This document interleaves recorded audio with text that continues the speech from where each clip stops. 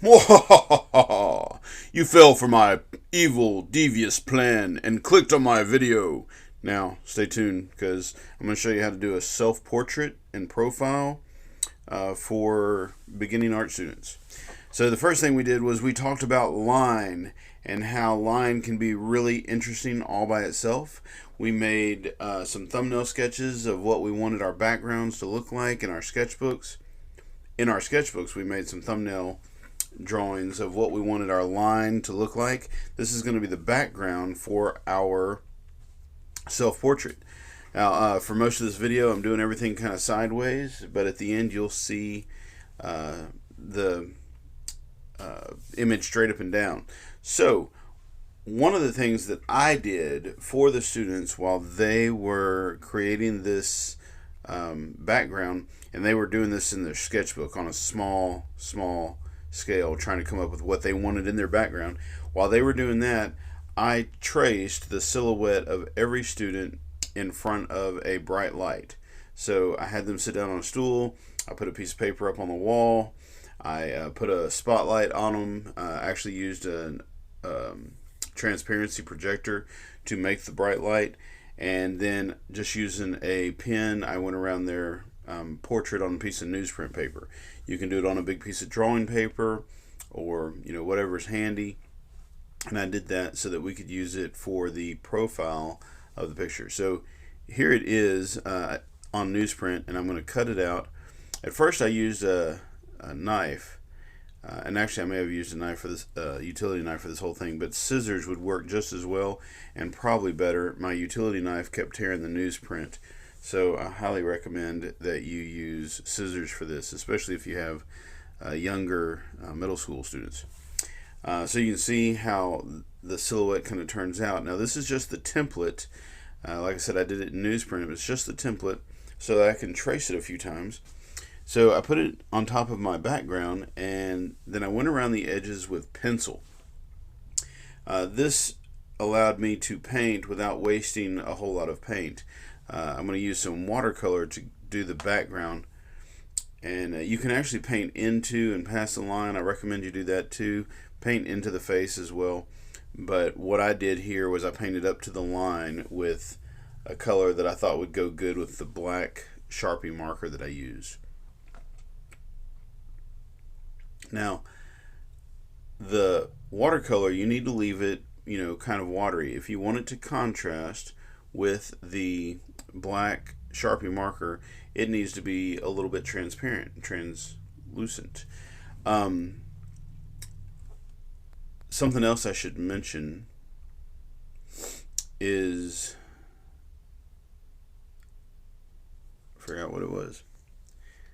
I think I was going to mention that this background that I did with a big Sharpie marker, but you can do it with whatever you need. Every child's background, every student's background is going to be different. So, some might want a skinny marker, some might want a fat marker, some might want a thin marker.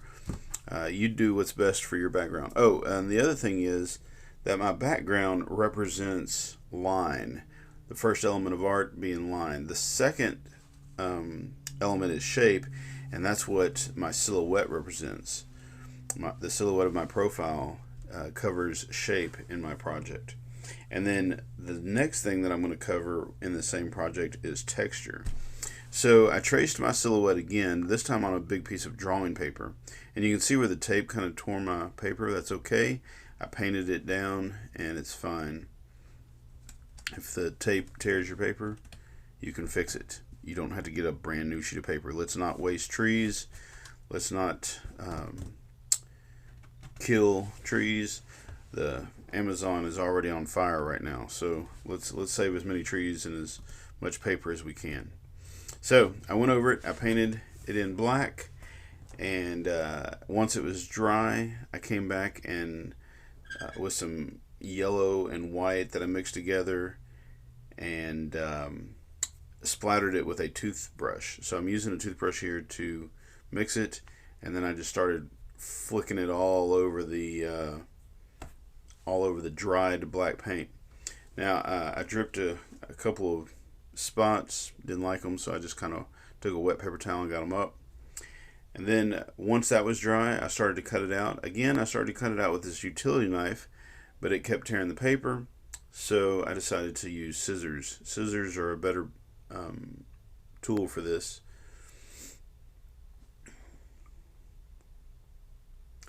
I also noticed that I didn't really speckle enough. It was supposed to be like stars, and it kind of looks like stars. It's pretty good. But I decided it needed a lot more splatter, so I actually came back. The other thing is, I wanted to come up with a word that sort of represented me. You can do this however you want to. You can do 2 words, 1 word, a whole quote, whatever you want to do. But I just drew it out on a piece of blank copy paper, and then I cut it out. This was easier to cut out with a utility knife. And you can see I'm cutting the letters out and just setting them down below. Then I'm going to take those letters and I'm going to put them right where I want them, kind of in my brain area. All right. So it's hard to see, but I'm laying them right there on top of my brain. And I'm going to take some more yellow paint and splatter it.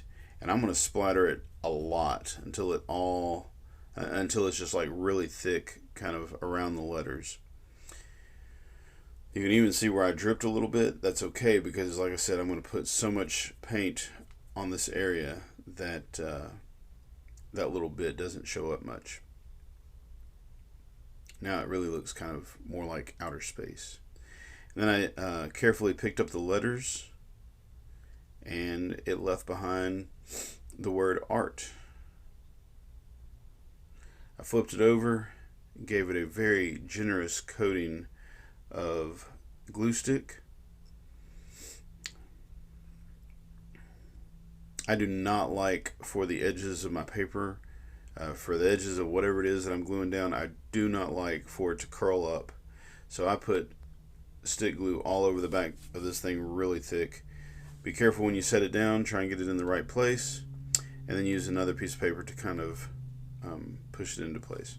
So that's my self-portrait. Oh, and then I took a little bit more, and I put my template back over my face to protect it, and then I used a little bit of this paint and toothbrush to splatter some more paint. This part right here was kind of optional. I'm not sure if it did a whole lot of good or not. I thought it might bring out my silhouette a little bit more, but I'm not sure that it did. Anyway, so that's it. I hope you liked it. I hope you can try it out and do some, and can't wait to see what you do or your students do. And that's it. Please subscribe, give it a thumbs up, share it on your favorite social media platform, and you go make some art.